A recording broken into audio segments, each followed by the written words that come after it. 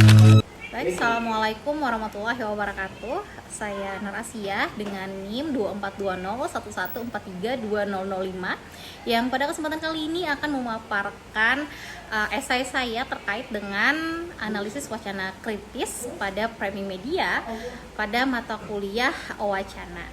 Baik, pada era digital seperti sekarang ini, tentu kita sangat menyadari bahwa media massa mempunyai peranan yang sangat besar dalam membentuk cara berpikir masyarakat. Nah, media ini ternyata tidak hanya menyampaikan fakta, tetapi juga membingkai realitas sesuai dengan sudut pandang tertentu. Nah, proses inilah yang disebut dengan framing. Misalnya, satu peristiwa bisa tampak berbeda tergantung bagaimana sih media menulisnya atau menginformasikannya kepada masyarakat.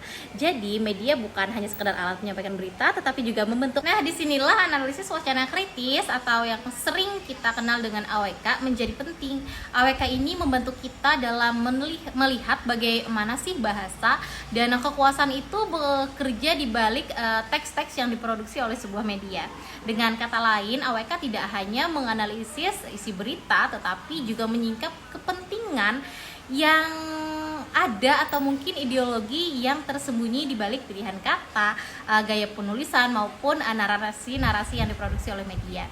Nah, misal dua media bisa saja memberitakan hal yang sama, tetapi gaya penyampaian, makna bisa sangat berbeda karena adanya perbedaan cara pandang maupun cara mereka membingkai informasi itu. Dalam dunia jurnalistik sendiri, framing ini memang tidak bisa dihindari karena setiap berita selalu melibatkan pilihan-pilihan seperti apa sih yang ingin ditampilkan, siapa sih yang akan menjadi sumber, ataupun bagaimana sih cerita ini akan dibangun dan dipublikasikan. Nah, dari keputusan-keputusan inilah kita bisa melihat posisi dan ideologi media dalam konteks sosial maupun politik tertentu. Selain itu, di era media sosial, framing ini menjadi semakin kompleks. Sekarang bukan hanya wartawan yang membuat atau memproduksi sebuah berita, bahkan masyarakat juga ikut menyebarkan serta memiliki penafsiran terhadap sebuah informasi. Nah, akibatnya muncul bias, hoax maupun framing ideologi bisa menyebar lebih cepat. Karena itu, kemampuan membaca media secara kritis menjadi penting untuk literasi sendiri. Pendekatan ini seringkali digunakan untuk membongkar bagaimana sih berita itu dibentuk dari pilihan kata, struktur kalimat, hingga siapa sih sumber yang akan ditampilkan sebagai pihak yang benar ataupun pihak yang salah. Misal, dua media bisa saja menulis berita tentang demonstrasi mahasiswa dengan cara yang berbeda.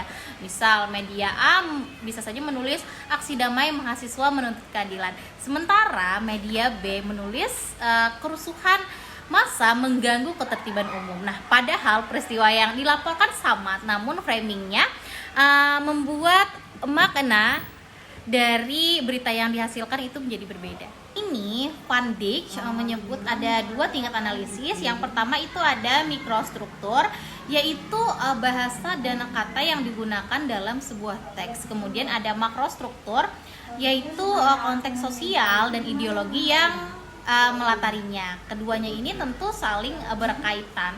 Pilihan kata pada sebuah teks tentu menggambarkan posisi ideologis dari media itu pada tingkat sosial. Sementara itu, Verloc menjelaskan bahwa ada tiga dimensi dalam analisis wacana kritis.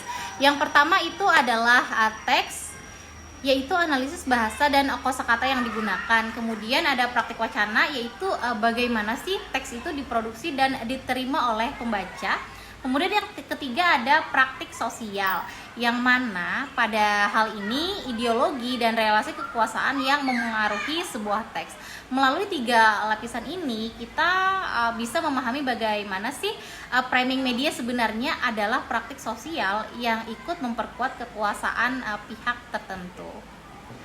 Di era digital seperti sekarang ini, framing juga dikendalikan oleh berbagai macam aspek seperti algoritma media sosial, sistem digital yang secara otomatis menampilkan berita yang sesuai dengan minat si pengguna, sehingga menciptakan echo chamber atau ruang gema di mana orang hanya akan terpapar pada informasi-informasi yang mereka minati atau sejalan dengan pandangan mereka sendiri. Nah, hal ini tentu membuat analisis wacana kritis semakin penting agar kita sadar bahwa framing itu tidak hanya dilakukan oleh sebuah redaksi, tetapi juga oleh sistem media itu sendiri. Nah, dari uraian tadi dapat kita simpulkan bersama bahwa analisis wacana kritis membantu kita dalam memahami bahwa media itu tentu tidak pernah sepenuhnya netral. Setiap berita adalah hasil dari konstruksi sosial yang mengandung ideologi tertentu yang berada di balik sebuah media. Nah, melalui pendekatan ini kita bisa menelusuri bagaimana sih kekuasaan itu bekerja melalui bahasa dan bagaimana masyarakat diarahkan untuk berpikir dengan cara-cara berpikir tertentu. Karena itu, kemampuan membaca media secara kritis tentu menjadi hal yang sangat penting di era digital ini. Kita tentu perlu menanyakan siapa sih yang akan diuntungkan dari adanya berita ini, kemudian ideologi apa sih yang sedang mereka bangun melalui berita-berita ini. Nah, dengan kesadaran ini masyarakat bisa menjadi pembaca yang lebih cerdas, tidak mudah termakan hoax, dan mampu menilai informasi dengan cara yang lebih objektif. Nah, harapannya lewat kesadaran kritis ini, media dapat kembali menjalankan perannya sebagai penyampai informasi yang berimbang, serta sebagai sarana untuk membangun opini publik yang sehat dan demokratis.